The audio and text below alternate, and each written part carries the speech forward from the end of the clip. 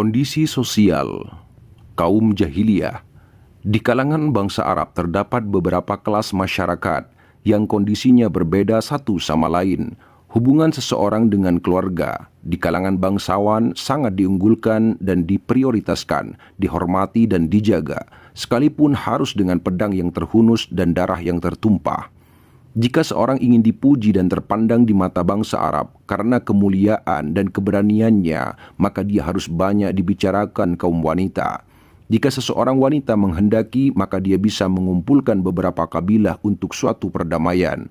Dan jika mau, dia bisa menyalakan api peperangan dan pertempuran di antara mereka. Sekalipun begitu, seorang laki-laki tetap dianggap sebagai pemimpin di tengah keluarga yang tidak boleh dibantah dan setiap perkataannya harus dituruti. Hubungan laki-laki dan wanita harus melalui persetujuan wali wanita. Seseorang wanita tidak bisa menentukan pilihannya sendiri. Begitulah gambaran secara ringkas kelas masyarakat bangsawan, sedangkan kelas masyarakat lainnya beraneka ragam dan mempunyai kebebasan hubungan antara laki-laki dan wanita. Kami tidak bisa menggambarkannya secara detail kecuali dengan ungkapan-ungkapan yang keji, buruk dan menjijikkan. Abu Daud meriwayatkan dari Aisyah bahwa pernikahan pada masa jahiliyah ada 4 macam. 1. Pernikahan secara spontan. Seorang laki-laki mengajukan lamaran kepada laki-laki lain yang menjadi wali wanita, lalu dia bisa menikahinya setelah menyerahkan mas kawin seketika itu pula. 2. Seorang laki-laki bisa berkata kepada istrinya yang baru suci dari haid, "Temuilah fulan," dan berkumpullah bersamanya. Suaminya tidak mengumpulinya dan sama sekali tidak menyentuhnya hingga ada kejelasan bahwa istrinya hamil dari orang yang disuruh mengumpulinya. Jika sudah jelas kehamilannya, maka seorang bisa mengambil kembali istrinya. Jika memang dia menghendaki hal itu, yang demikian ini dilakukan karena dia menghendaki kelahiran seorang anak yang baik dan pintar. Pernikahan semacam ini disebut nikah istibdha. 3. Pernikahan poliandri, yaitu pernikahan beberapa orang laki-laki yang jumlahnya tidak mencapai 10 orang, yang semuanya mengumpuli seorang wanita. Setelah wanita itu hamil dan melahirkan bayinya, maka selang beberapa hari kemudian dia mengundang semua laki-laki yang berkumpul dengannya, dan mereka tidak bisa menolaknya hingga berkumpul di hadapannya. Lalu dia berkata, "Kalian sudah mengetahui apa yang sudah terjadi dan kini aku telah melahirkan. Bayi ini adalah anakmu, hai fulan." Dia menunjuk siapapun yang dia sukai di antara mereka seraya menyebutkan namanya. Lalu laki-laki itu bisa mengambil bayi tersebut. 4.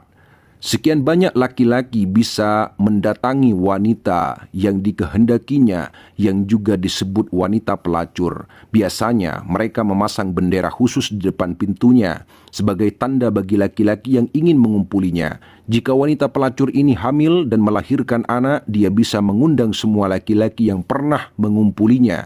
Setelah semua berkumpul, diselenggarakanlah undian. Siapa yang namanya keluar dalam undian, maka dia yang berhak mengambil anak itu dan mengaku sebagai anaknya. Dia tidak bisa menolak hal itu. Setelah Allah mengutus Muhammad SAW, semua bentuk pernikahan ini dihapus dan diganti dengan pernikahan ala Islam. Laki-laki dan wanita bisa saling berhimpun dalam berbagai medan peperangan yang disulut tajamnya mata pedang dan anak panah.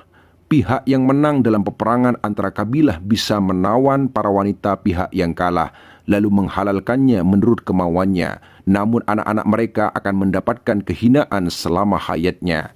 Di antara kebiasaan yang sudah dikenal akrab pada masa jahiliyah ialah poligami. Tanpa ada batasan maksimal, berapapun banyaknya istri yang dikehendaki, bahkan mereka bisa menikahi 2 wanita yang bersaudara. Mereka juga bisa menikahi janda bapaknya, entah karena dicerai atau karena ditinggal mati. Hak perceraian ada di tangan kaum laki-laki, tanpa ada batasannya. Hal ini disebutkan di dalam Al-Quran dalam surat An-Nisa ayat 22 sampai ayat 23.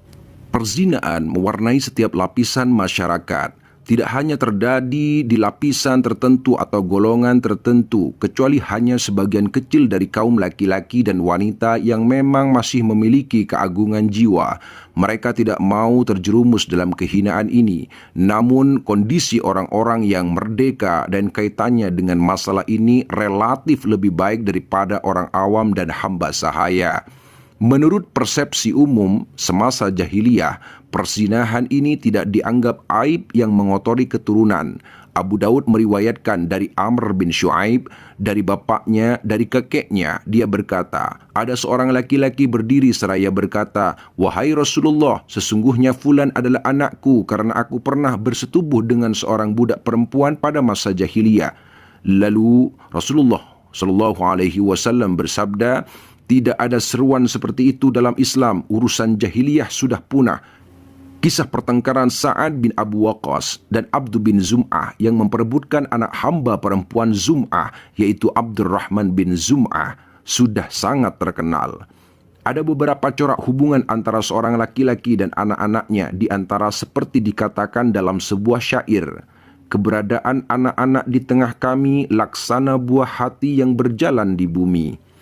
Ada pula di antara mereka yang mengubur hidup-hidup anak putrinya karena takut, aib, dan karena kemunafikan. Atau membunuh anak laki-laki karena takut miskin dan lapar. Masalah ini telah disebutkan di dalam Al-Quran. Dan janganlah kalian membunuh anak-anak kalian karena takut kemiskinan. Kami akan memberi rezeki kepada kalian dan kepada mereka. Surat Al-An'am ayat 151. Juga disebutkan di tempat lain dalam Al-Quran dalam surat An-Nahl ayat 58 sampai 59, Al-Isra ayat 31 dan At-Takwir ayat 8.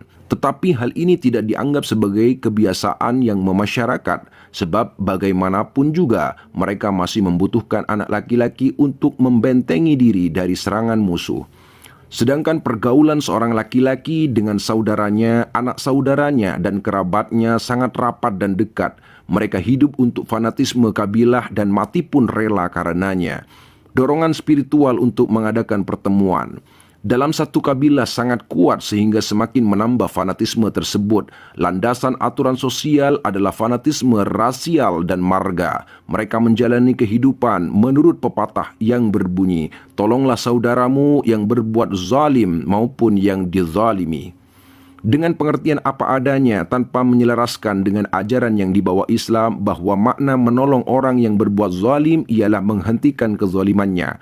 Hanya saja persaingan dalam masalah kehormatan dan perebutan pengaruh kekuasaan lebih sering menyulut peperangan antar kabilah yang sebenarnya berasal dari satu ayah dan ibu lainnya.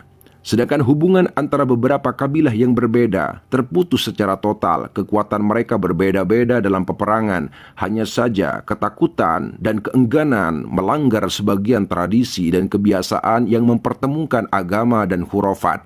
Kadang-kadang mengecilkan api peperangan dan perselisihan di antara mereka, dan dalam kondisi tertentu ada loyalitas, perjanjian persahabatan, dan subordinasi yang mengharuskan beberapa kabilah yang berbeda untuk bersatu. Bulan-bulan suci benar-benar merupakan rahmat bagi mereka dan bisa membantu masukan bagi mereka. Secara garis besarnya, kondisi sosial mereka bisa dikatakan lemah dan buta. Kebodohan mewarnai segala aspek kehidupan, khurafat tidak bisa dilepaskan, manusia hidup layaknya benda mati, hubungan di tengah umat sangat rapuh, dan gudang-gudang pemegang kekuasaan dipenuhi kekayaan yang berasal dari rakyat, atau sesekali rakyat diperlukan untuk menghadang serangan musuh.